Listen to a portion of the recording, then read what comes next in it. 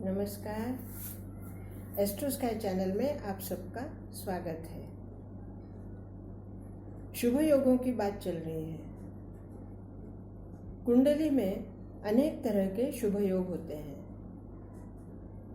आज हम बात करेंगे सफल पर्वत योग। सफल पर्वत योग कुंडली में देखने को मिलता है, लेकिन उसकी सफलता, जैसे मैंने कहा, कर्म के ऊपर निर्धारित होती है।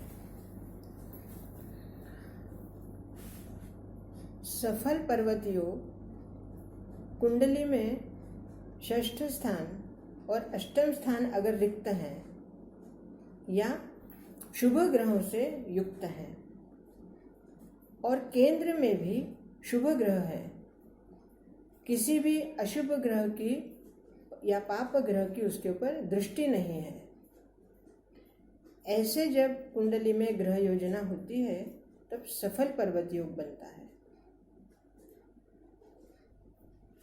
जीवन में कार्य सभी करते हैं, लेकिन सफलता सबको नहीं मिलती। और सफलता ना मिलने के पीछे दो कारण होते हैं। एक तो कारण है कि हमारे कर्म में कहीं ना कहीं कमी रह गई, हमारे प्रयास में कहीं कमी रह गई, या हमारे पराक्रम में कहीं कमी रह गई, या फिर हमारा जो कर्म है वो योग्य दिशा में नहीं चल रहा है। और दूसरा कारण होता है कि हमारे कुंडली में सफल योग नहीं होता। कितने भी कष्ट करो, कितने भी परिश्रम करो, लेकिन सफलता नहीं मिलती।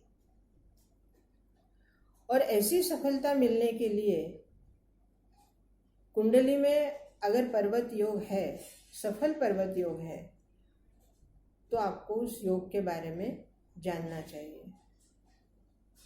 अगर आपकी कुंडली में आपको पता चल जाए कि आपकी कुंडली में सफल पर्वत योग है और उसी के अनुसार आप अपने कर्म को यश दे सकते हैं, सफल बना सकते हैं। कुंडली के अनुसार जिस समय गोचर में भी इसी तरह सफल पर्वत योग बन जाता है और उसी वक्त आप भी अपने कार्य को नियोजन करते हैं, कार्य करते हैं, तो आपको सफलता अवश्य मिलती है।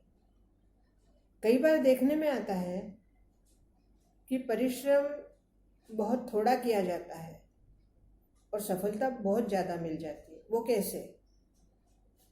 क्योंकि अनजाने में आपने कोई कर्म कर दिया, आपको गोचर के सफल पर्वत योग के बारे में ज्ञान नहीं है, लेकिन आपने कर्म कर दिया और आपकी कुंडली में सफल पर्वत योग है, आपको पता नहीं है, और आपको लगा कि हमने जरा सा परिश्रम किया, थोड़ा सा प्रयत्न किया और हमें सफलता मिल गई, हमारी आज किस्मत बहुत अच्छी थी इसलिए हमें सफलता मिली। या जब सफलता नहीं मिलती है तब हम कहते हैं कि हमारी किस्मत आज अच्छी नहीं थी, हमने इतना परिश्रम किया लेकिन फिर भी सफल नहीं हुए। तो दोस्तों, सफलता बहुत एक महीन बात होती है। थोड़ी सी रेशा से इधर या उधर होते ही हम सफल होते हैं या असफल होते हैं। ग्रहों के बारे में भी ऐसा ही है। मान लो षष्ठ और अष्टम स्थान में ग्रह नहीं है, स्थान रिक्त है, या शुभ ग्रह है और केंद्र में भी शुभ ग्रह है। आपके कुंडली में, लग्न कुंडली में सामने आपको वो योग दिख रहा है और आपने सोचा कि ये मेरे कुंडली में सफल पर्वत योग है, इसलिए मुझे सफलता मिलेगी। अब आज मैं एक और बात आपको बताती हूँ। ऐसे में जब व्यक्ति कार्य करता है और उसे सफलता नहीं मिलती है, तब उसे आश्चर्य लगता है कि मेरे कुंडली में पर्वत सफल योग होने के बाद भी मुझे सफलता क्यों नहीं मिली। तो उसका कारण है कि भावचलित में आपके ग्रहों ने स्थान बदल दिया। अर्थात लग्न कुंडली में षष्ठ और अष्टम स्थान में जो शुभ ग्रह थे वो भावचलित में स्थान बदल गया, अर्थात या तो वो अष्टम से सप्तम में आ गए और षष्ठ से पंचम में आ गए, या अष्टम से नवम में चले गए और षष्ठ से सप्तम में आ गए। जब इस तरह भावचलित में ग्रहों का स्थान बदल जाता है तब सफलता या असफलता या योग का प्रभाव भी बदल जाता है। ये भावचलित वाला जो भाव है, अर्थात ग्रह अपने स्थान बदल देते हैं। जब किसी ग्रह का अपने स्थान से परिवर्तन हो जाता है भावचलित में, तब प्रश्न ये उठता है कि हम लग्न स्थान वाले ग्रहों से अर्थ निकाले या भावचलित से अर्थ निकाले। दोस्तों, दोनों ही से अर्थ निकालना पड़ता है, और जब दोनों ही का अर्थ सिमिलर आता है या कहीं ना कहीं हमें लगता है कि भावचलित में अगर जैसे मान लो अष्टम स्थान का स्वामी भावचलित में नवम में चला गया और षष्ठ स्थान का स्वामी सप्तम में चला गया, लेकिन कई बार ऐसे होता है कि भावचलित में ये दोनों स्थानों के स्वामी स्थान बदल लेते हैं और उसी समय अन्य ग्रह भी स्थान बदलते हैं। तो पंचम स्थान में अगर कोई शुभ ग्रह है वो षष्ठ में आ गया और सप्तम स्थान का कोई शुभ ग्रह अष्टम में आ गया, तो ये जो ओरिजिनल जो लग्न कुंडली में ग्रह दिख रहे हैं वो बदल गए, अर्थात पंचम के और सप्तम के भी बदल गए। तो आपका सफल पर्वत योग दोनों ही में तैयार हो गया, मतलब लग्न कुंडली में भी है और भावचलित कुंडली में भी वो बन गया। ऐसे में आपको पूर्ण सफलता मिलती है। और इसके विपरीत अगर दोनों ही स्थान बदल गए और वो स्थान रिक्त हो गए या वहाँ पे कोई अशुभ ग्रह आ गया तो सफल पर्वत योग भंग हो जाता है। दोस्तों,